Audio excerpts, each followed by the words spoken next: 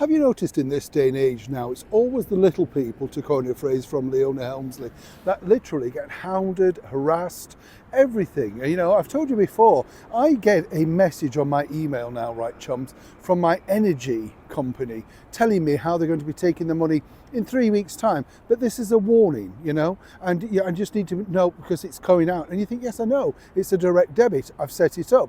Meanwhile, I'm supposed to go outside in the freezing cold and literally look at my own gas meter, electric meter, and then send them the thing. And then the biggest insult on top of that, I'm sure you'll all agree, is when they send another email saying, how did we do? Well, you did nothing. You know, this is the world we're in now, isn't it? Suddenly, everybody's wanting to know how well they've done for doing nothing.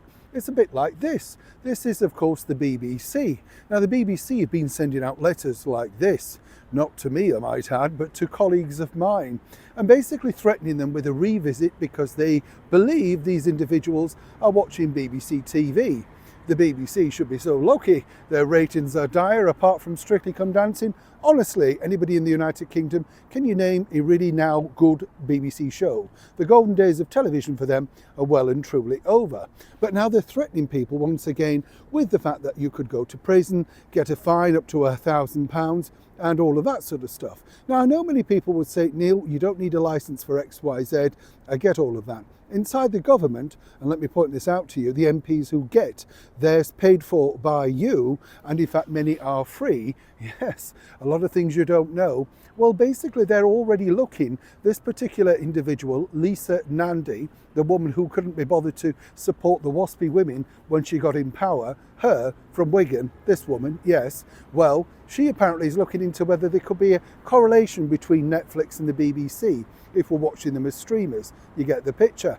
But the bigger problem that's happening over here is literally this man, the Director General of the BBC, Tim Davie. You see, the problem with Tim is he's completely weak. And the bigger problem is not only is he weak, he's clearly clueless, because this is a man who gave over £200,000 to the disgraced BBC newsreader, Hugh Edwards, right? Now, he could have got that money back because technically, while Hugh was having mental health issues, while they were going under all that investigation, you saw how it played out in the end. Hugh just got a slap wrist, got told off, and then the BBC politely said to him, well, could you send us the money back? Now, Hugh Edwards has not sent the money back. To put it politely, he said, stuff it, you're not having the money. So the BBC, just losing £200,000, amongst other things, they allegedly gave £250,000, and this is in print, to the alleged comedian Paddy McGuinness so that he wouldn't defect to another channel, but they never actually made anything, if you can see that. Well, this is how they treat that money. So £450,000 just sort of squaffled away, but they're coming for you for your TV licence fee. What I would say to everybody out there is, if you are a fan of the BBC, there are certain elements, and I have colleagues that work inside there, but there are hard tactics on dealing with people that literally cannot afford it. Well, when you look at the way that it's run from the very top, surely that needs to change before you start to threaten people. As ever, I'd love to know what you think to this particular story.